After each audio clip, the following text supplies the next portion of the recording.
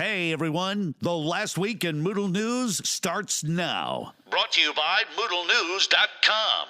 Sponsored by eThink Education.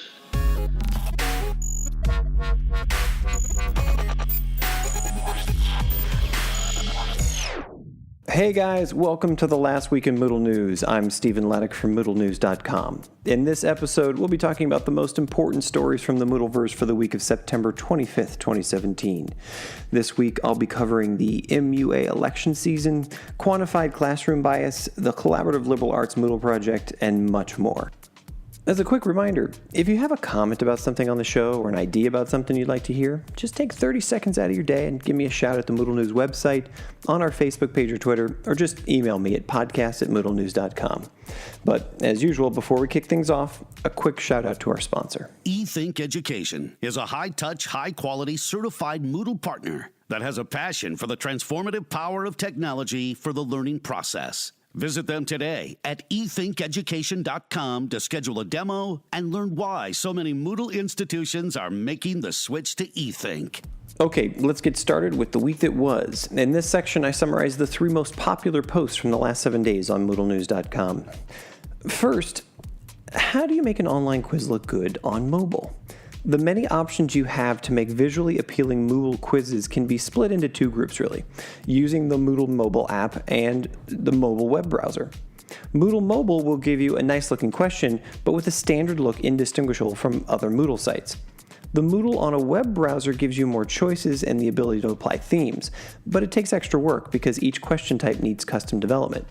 To choose what will work best for you, get to know your audience. Do your students prefer the browser or Moodle Mobile? Next, the audio and video recording plugin Poodle has been updated. With the update, teachers can now create listening exercises for students with a limited number of plays. Other new features include player skins and a standalone app for iOS.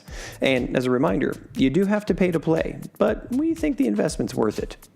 Finally, we reviewed Mike Sharkey's idea about EdTech innovation in the often very conservative education sector. The VP of Analytics at Blackboard proposes a model where, to increase the tolerance for risk of a partner or customer in a particular area, we need to understand their perception of how critical the area is for them. In an age where incontrovertible data no longer seems enough, the only way we can find common ground is through empathy. And Sharkey advocates for real listening, preferably face-to-face. He also stresses the importance of coming clear with our biases and assumptions as soon as possible. You can check out the full story of these popular posts and the rest of our articles for free at moodlenews.com. In this next section, I dive in depth into one of the most interesting topics happening in the Moodle community over the past week. This week, the election season at the Moodle Users Association, or the MUA, is officially open. Until October 1st, association members can vote to select the 10 members of the committee. The committee takes care of membership engagement and carrying out programs to improve the quality of Moodle and the input of users. Before I go further, full disclosure, Joseph Thibault, the creator and part of the Moodle News team, is a current member of the committee and is running for re-election.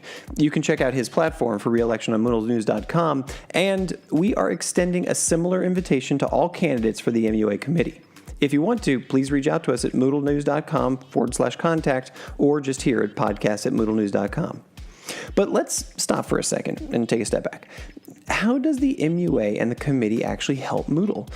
In short, MUA seeks to ensure the development of Moodle is aligned with the needs of users around the world and that the community can take full advantage of the technology.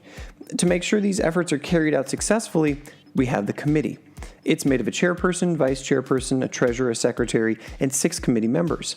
It's always been a diverse group of people from many different sectors.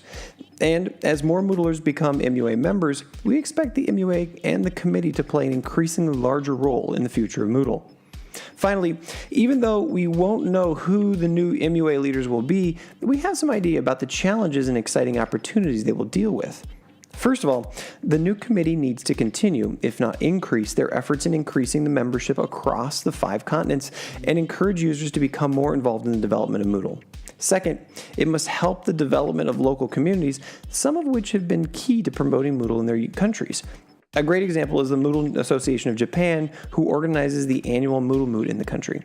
And third, it must take advantage of its independence from Moodle HQ to prevent the tunnel vision that all organizations face and make sure that the technology remains responsive to user needs. This section of the Last Week in Moodle News is sponsored by WizIQ. Trusted by many, WizIQ's virtual classroom plugin for Moodle lets you deliver live classes from within your Moodle LMS. Download now at www.wiziq.com. Okay, in this next section, I discuss interesting information that affects everyone in EdTech. This week, education researchers at Michigan State University are debuting Equity Quantified in Participation, or EQUIP, a tool that seeks to show quantitative evidence of biases happening in physical classrooms. We know that a learner's demographics affect their chances of graduating from high school. The fact just is that even though graduation rates are at an all-time high, certain ethnicities have lower odds in getting a diploma. The motivation behind EQUIP is to give the education community better insight about what takes place in the classroom so we can find evidence-based ways to promote inclusiveness and participation. A special focus of the research for EQUIP is whether there are implicit biases in teachers that affect their fairness in ways they're not even aware of. So, how do you use EQUIP in your classroom? First, after installing the tool, you need to create an environment. For each environment, you will have to declare the variables that you want to compare for the group, things like race or gender or age. Next, you define the participation parameters, like how many times an individual student raises their hand, for how long do they speak, and so on. EQUIP has some default parameters, so you don't have to redo all the work. Then it's observation time. After you create a class profile, you can arrange your students on a visual grid. This will allow you to click on them every time they participate. Once the observation is done, you can export the data to a spreadsheet to create correlations or visualizations. You can also answer questions like, what are the characteristics associated with the most and least participative students? Going forward, EQUIP could become a valuable tool to promote class participation, but that's only the tip of the iceberg. EQUIP could improve the Moodle dashboard to make it easier for teachers to track student participation and input. And I think an EQUIP Moodle plugin would be a no-brainer. It would let us analyze online participation and connect to the Moodle gradebook and other activities. EQUIP can also be a great data gathering tool for research purposes, to identify scenarios where biases are most damaging, as well as the best ways to promote inclusiveness. And of course, more widespread use and feedback will make EQUIP a more robust tool and allow for uses we can't even think of right now that would help us deal with systemic and personal biases in the learning environment. Check out the tool at equip.ninja. That's EQUIP.ninja. Okay, over to page 4, Moodle Practice. In this section, I focus on a practical way to help you up your Moodle game. This week, I'd like to talk to you about the Collaborative Liberal Arts Moodle Project, or CLAMP. CLAMP is a coalition of more than 30 liberal arts colleges across the United States that promote Moodle in liberal arts communities. Year-round, it offers opportunities to learn, share knowledge, and discuss about how Moodle and open-source technologies can enhance the quality of liberal arts thinking and teaching. But they also help the development of Moodle in several ways, from reporting bugs and issues to even providing fixes and plugins. Here are the most important contributions CLAMP makes to Moodle. First, the Moodle Liberal Arts Edition, or Moodle LAE.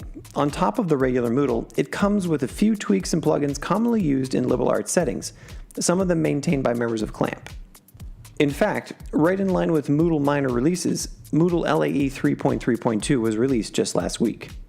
Number 2, the Summer and Winter Hackfests. Usually over 3 days, collaborators gather to help with Moodle documentation, find bugs, and talk all things Moodle and liberal arts.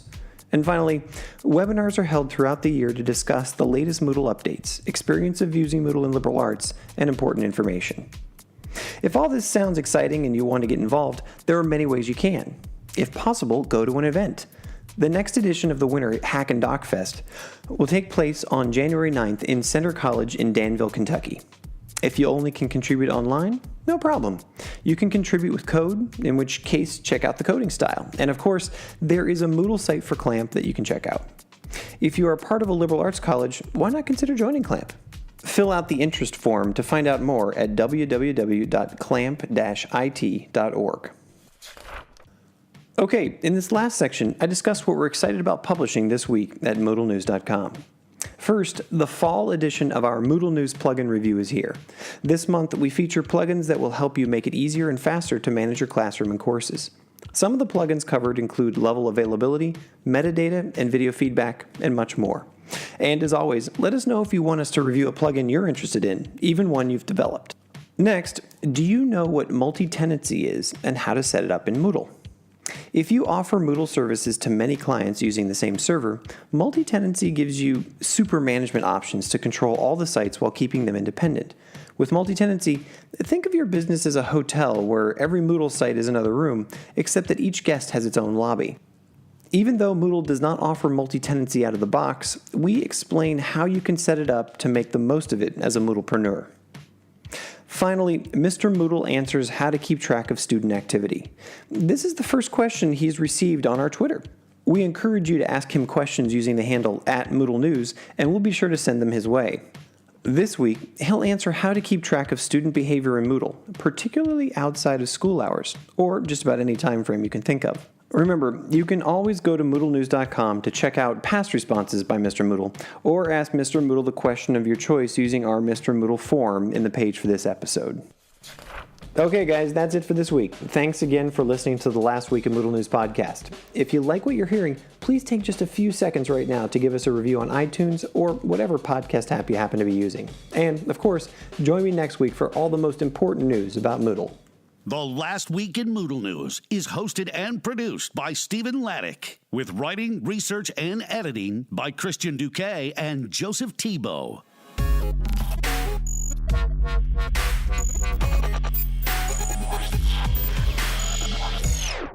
Have questions, edits, rants, or raves about this show? Send them to podcast@moodlenews.com.